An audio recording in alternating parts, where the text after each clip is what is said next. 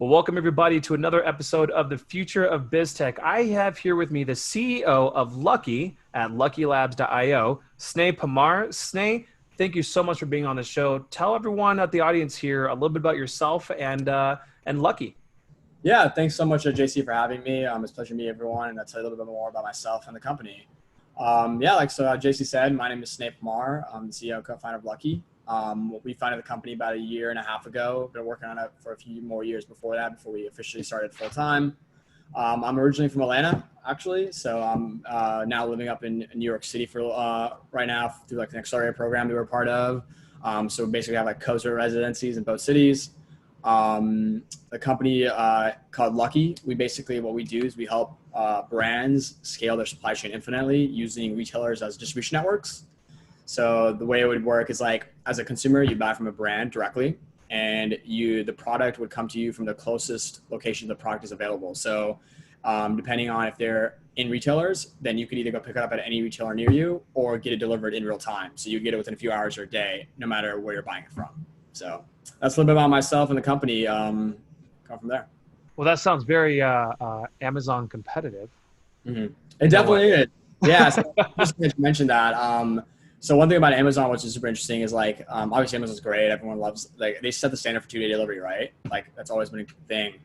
But what's interesting is a lot of brands now are actually moving away from Amazon because of the data side. Like, Amazon doesn't let you doesn't tell you what consumers are buying, what product. So like, brands don't have that data. They don't control how the product is listed on the platform. And obviously, like, there's a different model of pricing and fulfillment that Amazon takes care of. So what we're doing is we're removing that. Where now, like, the brands can actually control the whole purchasing experience, because people are tending to go to more of the brand site to buy. So they want to control the user experience, the user journey, all that. So we're letting them have that, but also have the same model where, like, now you can distribute it through these different channels, which are the retail stores that you already sell through, to have the same level of delivery speed that you would get through Amazon without having to use Amazon. That's pretty incredible. I mean, how has that been? How has it been received so far? I mean, how long have you been doing this? You said with like how a year and a half. Yeah. Yeah. A year and a half. So it's like when we started, we went through some pivots until we found this specific model. But I mean, it's been interesting. It's been a very interesting journey, I would say. I think when we first like pivoted to this specific model, there was a lot of like questions like, hey, how can this compete with like the Amazons of the world, or like bigger logistics companies out there? And what were we doing differently? And I think what we realized was the way we were tackling it was from the brand side. Consumer trend and behavior is going to buy directly from a brand. And what's interesting is like all these D2C e-com brands are starting up, especially because of Shopify and everything. They're amazing to like start an e-commerce business online, but there's a lot of infrastructure that's still involved that they don't have control over, because they haven't been there for years. They just started out. But the retailers actually have all that infrastructure in place. They have the like distributions taken care of. They know the logistics, all that. So what we're doing is we're marrying both sides. We're marrying this like new generation of e-commerce brands with like the old generation of retail stores and retail e-commerce sites to create an e-commerce system where all the incentives are aligned. And it was interesting, like before like COVID, it was actually very hard to like convince these retailers to test out these new revenue channels and models. But ever since that, because of like the new dynamic that the country's in, the world's in, I would say, there's been more interest, and we're getting more traction because of that. Because now we're starting to see like there's new innovations coming to play, and businesses, both the e-commerce brands and the retailers, are looking for different ways to differentiate themselves from their customers, but also find strategic advantages to keep them growing. That's incredible. Well, what motivated you to start this company? I mean, you said that you kind of went through some pivots before, but what day did you go, we've got to start this. We've got to help out retailers. I mean, what was that moment, and what kind of motivated you along that path? Yeah. So, I mean, before this model, we were always working with brands, and like that was always interesting to me, just comes like growing up in an Like retail brands mostly then? So mostly e-commerce brands, E-commerce brands. D2C brands actually. So it like those are usually like the core of our platform. Like they were like the customers, they were like the ones that we provide a lot of value to. But I mean, and that's just because I grew up in this era, right? Like I grew up in an era where like e-commerce was like booming, like it's growing extremely quick every single day. And retailers were starting to pick that up, right? Like you saw all these like legacy retailers that never really put a focus on an e-commerce channel. Now like putting more emphasis on e-commerce channels than the physical stores. And then with like COVID and everything that happened, we just saw this massive transition of like everyone just going virtual only or online only. And there's all this retail infrastructure that like basically just shut down for a time being. I mean, we're starting to see all that open back up now, but for a period of time, it was like nothing. You couldn't do anything about it. It was like you're just stuck paying rent every month. That's about it. Mm-hmm. So we realized like there's this great asset out there, which is these retail infrastructures that exist that aren't being leveraged to their utmost capacity. And it was really interesting because like we realized like outside of just being a retail store where consumers can go in and purchase products, which I don't think is ever going to go away. I think retail will always exist. It'll just change from the way we have known about it for the past few decades. And realizing that, hey, this is a great asset. It provides great logistical opportunities and also like it's close to consumers. And brands sell wholesale eventually. Like all these e-commerce brands, D2C, direct-to-consumer brands that are out there, once they get to a certain stage, you see them opening up their own stores. You see them distributed across different retailers. Like it's just like the natural way to continue scaling. Mm-hmm. And we realized like, wait, we can do that at a much earlier stage. We don't have to wait till an e-commerce brand that just like was out there for like over 5-10 plus years doing billions of dollar revenue and then eventually get to retail. We can have these small emerging brands get into retail stores and then distribute it exactly from those retail stores while selling on the shelf. So now it's leveraging both the online channel, which is consistently growing, and helping these retailers generate foot traffic or do fulfillment from these stores. And the retailers are benefiting because they now get customers that they never would have access to prior, using the brand's physical digital touch points. Okay. And then what was that turning point where you guys really started to take off, right? You know, because it's hard starting, any kind of, SaaS or anything like that, or software thing. But, at what point was it like, crap, only 2 people care? And all of a sudden like, oh crap, a whole bunch of people care, Yeah, it was super interesting. I think at a super early stage startup, we were just like digging through our network, right? Trying to find the first few retailers or brands that like trust us. Like, hey, okay, cool. We'll give this a shot. Like, we trust you guys. You convinced us, like, we'll give it a shot. We'll give you a pilot. So we were able to sign up a few pilots. And then like, once we were able to like showcase value there, and then like what we started doing is like, it's all about like repetition, right? Like once you start like understanding the pain points of retailers and brands, you understand a better way to storytell what you're doing. And I think that's what it really comes down to. I think there's a lot of great products out there, a lot of good B2B SaaS products out there that just don't storytell well. So like they might solve a problem that your customer might be having, but it's probably not articulated in a way where the customer knows what problem you're solving. And that becomes a really big problem. So for us, I think we realized exactly how to articulate it to our core customer in a way where they understand, oh, okay, this is the problem you're solving. Okay, this is a large enough problem that we need it solved immediately. So we were able to storytell much better over time with repetition. And once we started getting into a few brands, retailers, they started introducing us to their connections. And like, it was just a network effect from there, where we now just started scaling over time. And at that point we realized, okay, cool. Like the minute we noticed like a retailer brand that we worked with introduced us to another retailer brand that they knew, we're like, okay, cool, we have something there. Cause like at that point, they're putting their name on the line to introduce you to someone, right? It's like when you make an introduction for someone, you're like, I trust this person enough to like add value to both this person and then vice versa. You're obviously not, so like the fact that like the retailers and brands were willing to do that, like validated us and what we were doing, because we're like, oh, okay, cool. Like they trust us enough now, and you've had enough of an impact for them that they want us to either scale internally with their own platforms, or they're introducing us to their friends that run other brands and retailers that they're interested in like using our platform or technology. That's amazing. The audience is a lot of tech people as well. Some of them might have their own startup SaaS companies or whatnot. So what I'd like to ask is, what kind of things are you doing for your own growth that you can advise, people who are maybe just starting theirs up? So for example, like what kind of things are you doing for marketing or sales or things like that to really expand?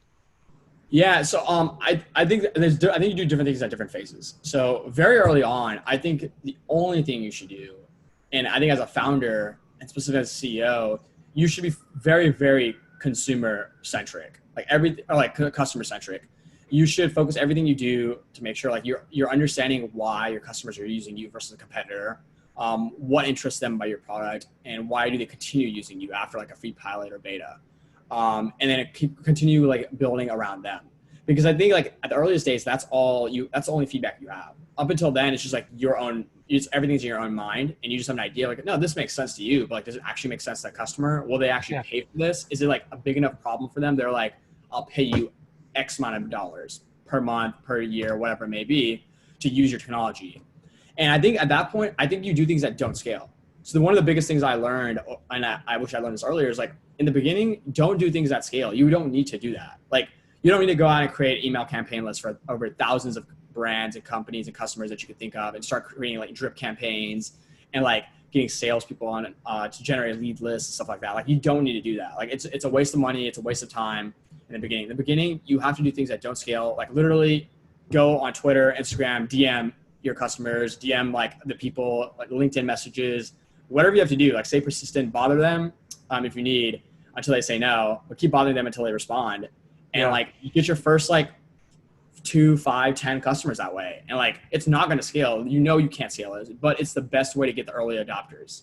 And then from there, they'll help you like move forward. And then like now from a growth perspective, we're at a point where now we're like scaling the email campaign list. We know like the exact customer demographic. We know exactly how much revenue our customers make, what niche they're in, what vertical they're in, what stage of their growth they're in, that we know we can target them the best and have the highest likelihood of converting them into a customer. So now we're doing things at scale. And I think the biggest thing that we've done is form channel partnerships. So we form channel partnerships with some of the best, largest marketing agencies out there to funnel brands to us, and some of the most well-reputed retail associations to get retailers to get direct introductions to retailers.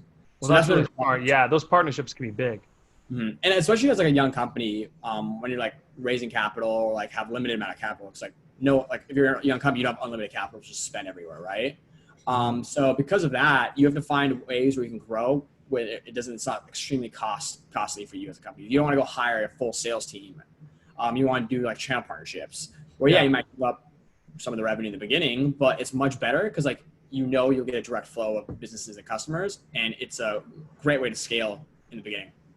So how many retail or brands do you have on now? And then how many do you think you'll have on in like 12 months? I think we had talked about that a little bit in the pre-show. Yeah, no, we were talking about that. So right now we have 25 brands that are live. We have 65 in the pipeline.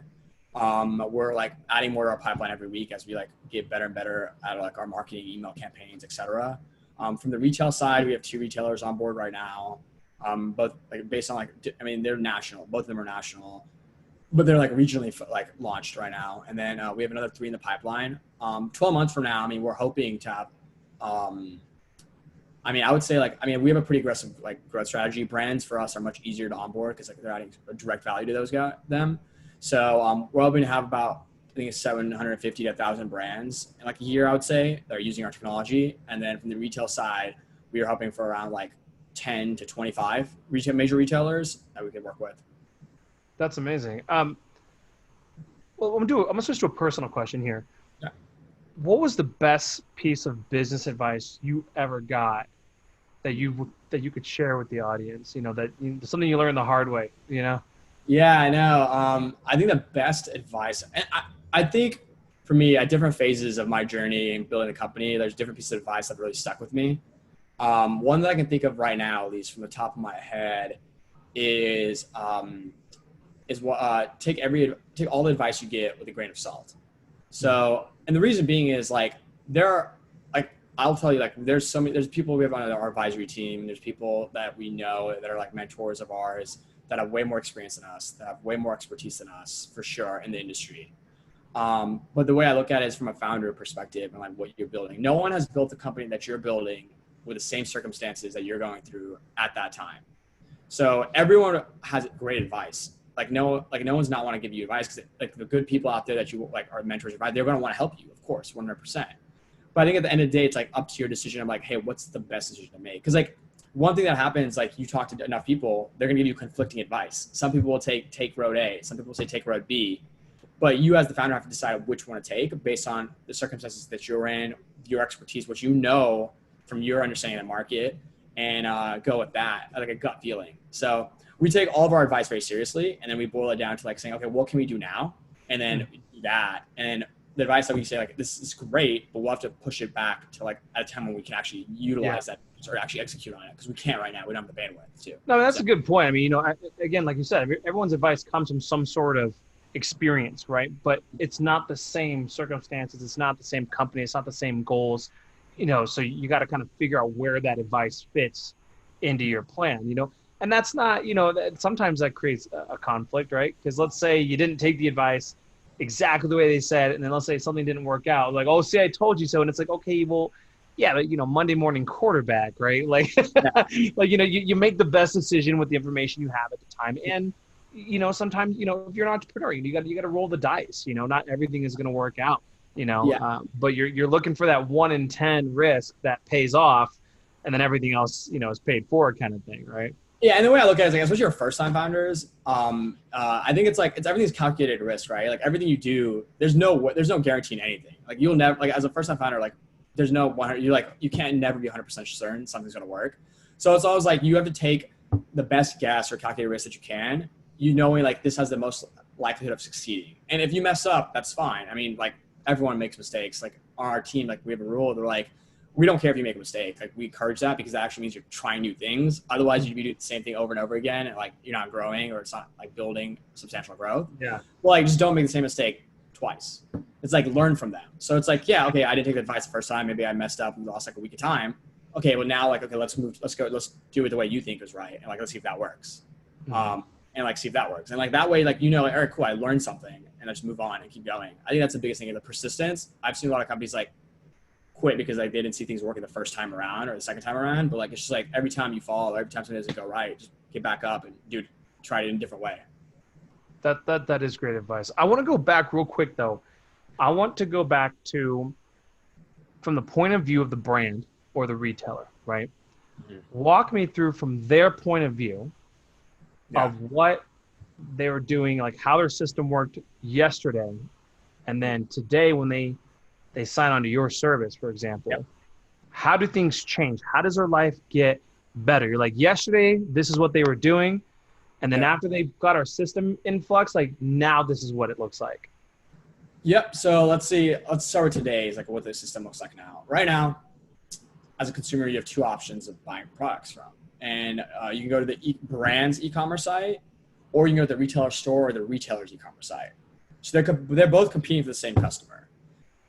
Which is fine, but it causes a conflict of interest. There's no incentives that are aligned. And the customer at the end of the day loses because they don't have the best experience. Like what we're doing is we're changing the model where now, if you buy, and we're working with the brands directly because consumer trend is pushing to buying directly from brands, like e-commerce brands, because that's where you can be part of the consumer journey and you can understand the story, and people want to feel part of the story now. They want to buy directly from Nike, not a retailer. Like they want to feel good. It's Nike. Not to realize, they're sustainable. I want to buy from them because it makes me feel like I'm a sustainable consumer. It makes you feel good, right? Yeah. So the way people would do now is like you'd buy and all that. Like you go to the checkout process. You'd pick you type in your address, your ship, and you'd say deliver, standard delivery or express delivery. It'd take about a week to come, week and a half, because it'd be coming from a few states away. What we're doing that's different, it's like you as a consumer still go to the brand's website, you still buy directly from them. But when you enter your address in, now when the shipping options pop up, it shows you, hey, do you want to pick it up from X store near you, which is like 5 blocks away? Or do you want to get it delivered within a few hours or a day from X store? And you just pick whichever option you want. And once the order occurs, because we have an integration with the brands and we have integrations with the retailers, the order gets routed directly to the retailer's store that's closest to the consumer that has that product in live with like product available. So it becomes like these little distribution jump off points, basically, right? Exactly. So then like what the retailer does, it goes to the order management system. They basically like put it on a shelf where you come pick it up, where it's like, here's like, you already paid for it, come to the store, pick it up. Or it's like, all right, cool, we'll deliver it, and they'll deliver it within a few hours or a day max. And but doesn't a brand make less money in that sense? Like the main brand, wouldn't they make a little less because the retailer is the one that's getting that? Like, how does that work? Yeah. So, for example, that's what you're saying, because the margin. Yeah. So this is really interesting. So this is why we let the brands let you buy directly from their online channel, is because their margins are much higher, and you understand that. Yeah. So the transaction occurs on the brand side where they make the higher margins. Mm-hmm. And what occurs is when the retailer fulfills it, they obviously, let's say, bought the product in wholesale for a discounted price. They bought, like, let's say 100 units, per se. Sure. The brand sells 10, the retailer fulfills 10. So now they have 90 products. the retailer doesn't make money off the product. They make money off the upsells of the consumer because they can now upsell that consumer other products, whether they come in store or they're getting delivered. And they make incremental revenue on like the fulfillment of the actual product because it's actually cheaper for the brand. So they make some money. But now at the end of the month or whenever the regular schedule is, the brand actually gets refulfilled by the brand by however many products that the brand sold off their site. So the retailer still has that 100 units that they can sell that they bought wholesale. So they're still making they're just making that's what I was looking for. Access to before. Yeah. Got it. Yeah. So if you gave me 100 of your Nike boxes to sell, but then someone used your system, for example, and they bought 20, you as my supplier would give me another 20 to replace the 20 that. So this way I'm not out anything. And I got the people to come in store if they come to pick up. Exactly. And if they don't, if I ship it to them, I could insert like coupons or something or something like that. Yeah, upsell them. And or it's like when you get the retailer obviously has the email confirmation if they're delivering it, you can be like, hey, we're bringing you these like shoes. Do you want like these socks with it, or do you want these like other versions with it, or t-shirt? Yeah, now that's cool. See, that's where all sides win. I was trying to figure out what the benefit was to Future, but that makes total sense. I love that. Okay, so again, in the spirit of the name of the podcast, the Future of BizTech, where do you see the technology you're implementing? How do you see it affecting the retail and the brand industry in the next 5 to 10 years? Like if you do that kind of thought experiment, where could this really go? Yeah, and see, that's one of the things I think we're most excited about, and so are like the investors that we're talking to, the investors that have invested in us, is like the future of commerce. Till now, everything was done so like pretty much the same. Like the retail existed just the way it did for decades. E-commerce was growing, but I mean, at the end of the day, it's still just e-commerce. You just buy it from an online store. There wasn't really much change there. There's always been this thing about like omni-channel. Like you can buy online or physically. It doesn't really matter. It's the same experience. We don't think it really existed till now. What we're trying to build is a true omni-channel commerce ecosystem, where we believe that the retail stores will, in the future, become stores where you can test products out, like in-store experiences and distribution centers, and the online solutions where you'll buy products from. I mean, like you'll be able to like pick it up instantly anywhere near you. So like you'll be able to like, our future is like you buy it online. Literally, let's say you're walking back from your office, you can just pick it up at any store near you that has a product, and you'll know exactly which one to go to that's closest to you.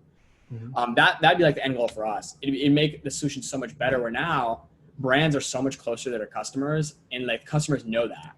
Because before, not even the brands had any insight. They didn't have a 360-degree insight into where all the products were in the retail stores, how much was left, and we're probably dividing all that data. And like if the brands have that data now, they can push it out to the consumer, which is much more valuable, because now as a consumer, you can make an educated decision as like, hey, I can get this product within 2 hours. Let me buy this now. Or wait, look, I can go pick this up. That's more sustainable. Like I'm saving the environment if I go pick it up in store, because I actually know that it's available in store now. So that's like a future of like commerce that we see. It's like being able to buy anywhere online, but getting it delivered from the closest location the product is in real time. That's really cool. And, as a consumer, obviously that's a big deal, right? Because now, and here's the thing too, what I think is big, regardless of which side of this debate you fall on, there are concerns of one company having too much power with retail, and Amazon being such a big company, and they're always advancing and trying to make things faster and better for the consumers, obviously. But to give those mom and pops, to give those smaller businesses a shot at competing, it sounds like your software helps them get there, helps them compete with the speed of delivery.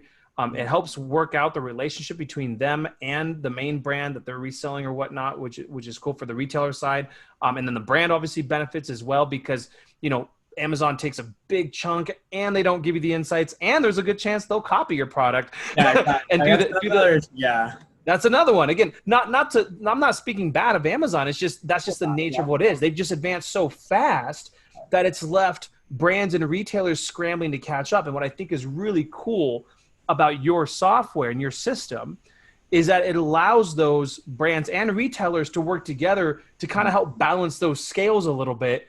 And the consumer doesn't lose out at all, because the consumer can still get it fast. They can still get it and they can have a better buyer's journey if they want as well. So I commend you. I think what you're doing is awesome. When I saw this, when it came across, I played, I was like, got to get this guy on the show. I love where this is going, and I see the future of that. And I think my opinion is part of the future of this is that it'll help, again, balance those scales. It'll help retailers compete with the, you know, the juggernaut of Amazon, and it keeps everybody invested in it. It keeps everybody creating more innovation and whatnot. And if anything gets too one-sided, well, then people just kind of get lazy. You know what I mean? And then the consumer suffers, right? No, So and that's really like at the core. Like we always thought about it from the consumer end. It's like, how do we make it the best experience for the consumer? Because like at the end of the day, brands are our customers, right? Like initially, like that's who we work with from the beginning. And like we realize, like if you go to any brand's website right now, like the e-commerce site, it'll always be like, hey, there's a delay right now because we don't have the shipping infrastructure. Because like everyone's doing so much online shopping, they just can't fulfill it. But it's forcing people to get innovative with infrastructure for shipping for later now too. Exactly. And like, so that's always been super interesting for us. It's like, and as a brand, the way we thought about it is like, if a customer is on your site or like trying to buy your product, like, all you should care about is that they buy your product. Yeah. And you should make it as easy as possible for a consumer to buy if they're interested. Like the more difficult layers you add, the less likely they're going to buy. And everyone knows that. So we try to make it, hey, if they're on your brand's website, they'll know instantly, like when they're checking out, like, hey, you can buy this in real time a few blocks away from you. And they're like, oh, that's awesome. Like I'll buy it right now and I can just pick it up and test it out. And if I don't like it, I can return it right there and then. Well, and if they don't want to go out of their house, it's so close that it would get there the next day anyway. So it doesn't even matter. Or even same day. I think what's cool is your system allows the possibility of same day delivery because it's already so close anyway, right? Like that's where that could be, you know, and right now you have this infrastructure of contractors because of driver contractors that, you know, so there's already people available where someone would probably, the next step in the evolution is probably some company coming up with this independent driver delivery. Again, we have DoorDash, we have, you know, there are companies that do that, but I feel like somebody there might make a company that only delivers retail stuff like that your system is helping to supply in these local areas, right? I feel like there's a gap there that someone would end up filling when your system really takes hold of the market. I think it's really cool. Is there anything that I haven't asked you that you think would be a benefit to the audience to hear about either yourself or the company or where it's going? Yeah, I mean, I'm trying to think like, we basically discussed like the company, like the future, and like where we think we're going to be going. And like, I mean, I think for us, like getting more brands, retailers on board and like scaling up the market. I think for me, I think I didn't explain this in the beginning, but like my background is in like consumer purchasing behavior. So I spent like a few years at think tank really learning about like when, where, how, and why people buy specific products. And that's really like kind of where like the idea for like the interest in this space came from, like commerce, like especially with e-commerce blowing up, retail changing and all that. So that's really like where I started learning about like, oh, this could actually work. Like this makes sense because this is like how commerce is going to evolve. And I think at the end of the day, everything boils down to is like the customer experience, like what they feel like and how they buy and like, does it make sense for them? So like, that's really where like the genesis of the idea and like the drive behind the product comes from. Cause we believe that it can truly help people at the end of the day, like have a better experience. And by a result of helping the end consumer buy more products or have a better experience, the brands win. And because the brands win, the retailers win. So the way we look at it, it's like it's a cyclical cycle where each part of like the three-part cycle helps each other continue to grow. And like, that's really what we want to see. Like, we don't think retail, like we say, like we're bullish on the change, the future of retail, like changing obviously, but like not going away entirely. I don't think we'll ever go away. I think there'll always be retail that exists. So we want to be there to like help, and we want to help brands as well because they don't have the infrastructure in place. And the consumers want a better experience at the end of the day. So you want to help all three segments of the industry that we're working with enable a much better experience overall and work congruently where they both, by working with one part of the network, it actually incentivizes and helps other parts of the network, which is really cool. That's amazing. Well, listen, I'm glad you were on the show here. This has been a fantastic interview. I learned a lot. I think the audience learned a lot. How can people reach out to you if they're interested in buying? I mean, definitely. If you want to learn more, just chat or like, I mean, I'm always happy to like have conversations. Feel free to email me at Sneh, so SNEH @luckylabs.io. And I mean, that's probably the best way to get in touch with me. Awesome. Well, listen, thank you so much for being on the show. I appreciate it. And I hope to talk to you soon myself again. Yeah, likewise, JC. Thanks so much for your time, letting us be on your podcast and show. It was great speaking to your guests and fans and everyone, but looking forward to talking to you guys more. Awesome. Thanks a lot, Sneh. Awesome. Thank you guys. Have a good rest of your day.